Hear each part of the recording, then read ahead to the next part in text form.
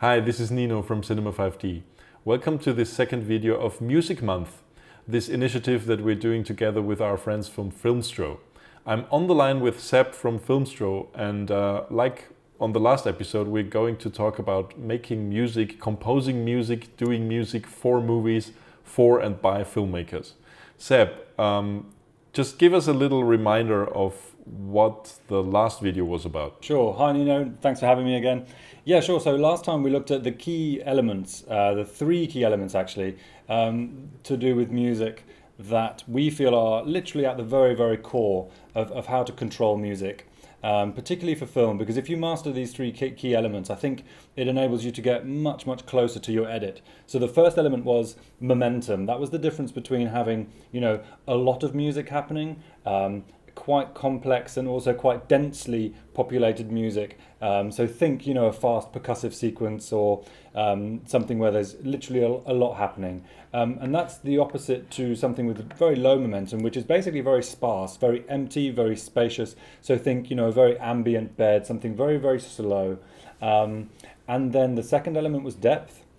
So here, one of the easiest way to think about depth is to think about, a very, very high voice. So for example, a woman singing, that would be, hardly any depth. And then the opposite is a male voice, deeper, more sonorous, thicker, and that would be more depth. And the third element is power. Quite an easy one to get your head around. But again, that idea of not only kind of the musical intensity of an instrument, perhaps the way something is bowed, hit, struck, plucked or blown, whichever else, but also maybe the number of instruments, the size of the ensemble itself. So those are the three key elements: momentum, depth, and power. And we should probably mention to our audience, if you have or if they have no clue what you just talked about, they should definitely check out the first video, because we are showing that with a lot of examples from famous movies, and especially showing the differences between a lot and little power and depth. So yeah, do check out the first video if you missed it. But let's move on. We probably should try this with a piece of film that we have ourselves here, just to show how you can do it on your own. Absolutely. Film. What I thought we'd do, I want to concentrate on one scene. So if Nino, you could do me a favor and just play maybe sort of from maybe 2 minutes and 38 for maybe 10 seconds.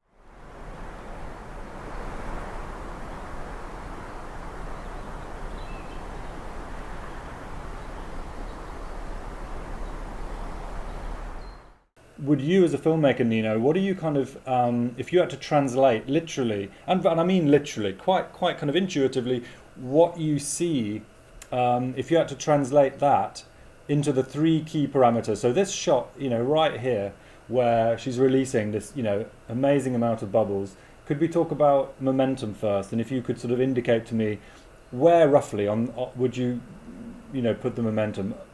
Maximum position, half maybe, or nothing?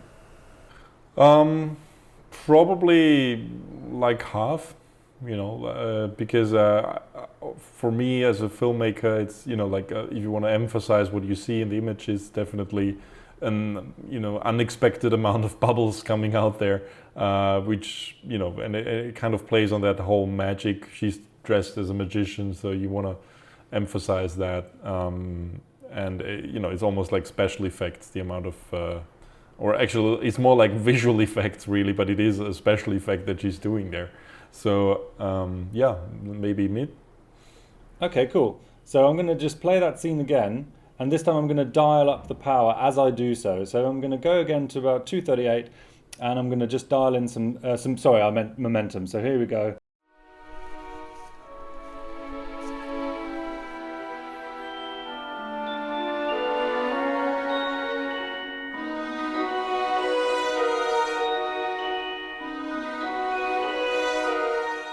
Okay, so to emphasize the momentum change, it would probably help to bring in a little bit of power so that we can hear those instruments being played a little bit more strongly. Where again would you say roughly I should take the power on this one?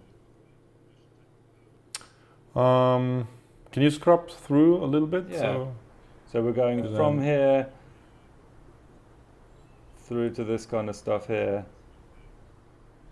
Maybe, you know, when she moves her wands, magic wands, the most probably. Okay, cool. You know, you can Let's try that. So I'll go Yeah. from just the head and bring up the power quite a lot.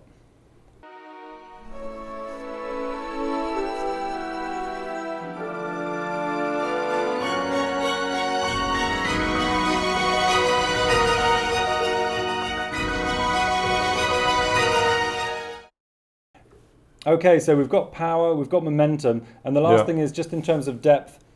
You know, do we want to emphasize? Do we want to add a little bit more size, basically, a little bit more you know, a bit more kind of shading to this? Yeah, but just a little. I think I would just add a little bit because I mean the whole piece has a very you know ethereal feel. Okay, no problem. Let me run into that scene again then and just add a little bit of depth into that.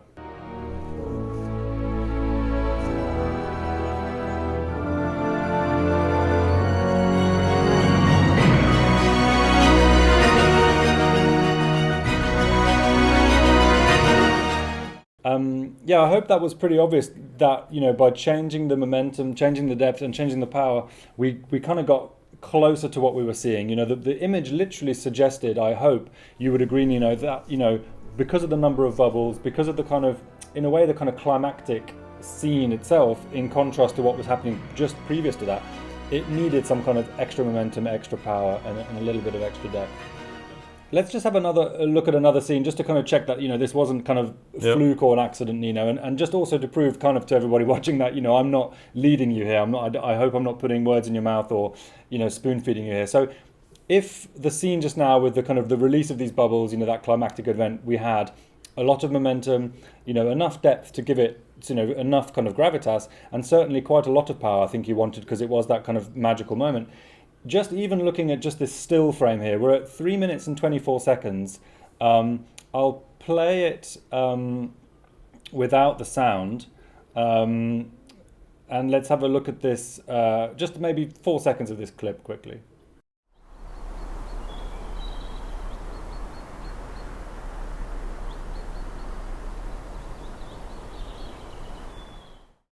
Yeah, so Nino, so as a contrast then, looking at this other section of this film, in fact, we could probably try doing this with literally just looking at the static image even. What visually would you say does this picture suggest to us in terms of the three key elements, do you think?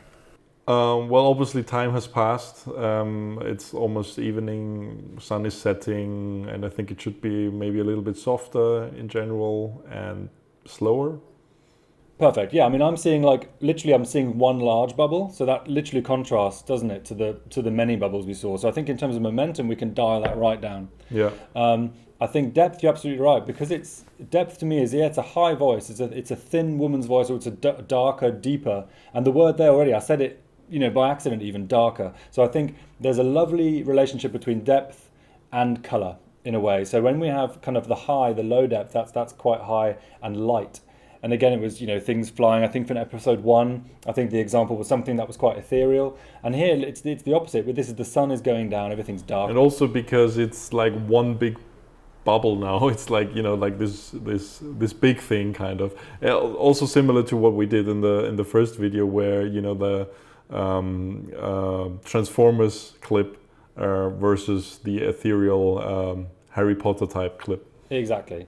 And power, like you already said, I'm going to turn the power right down because it is much, much softer. And then I'll play that through. Let's just take a quick listen.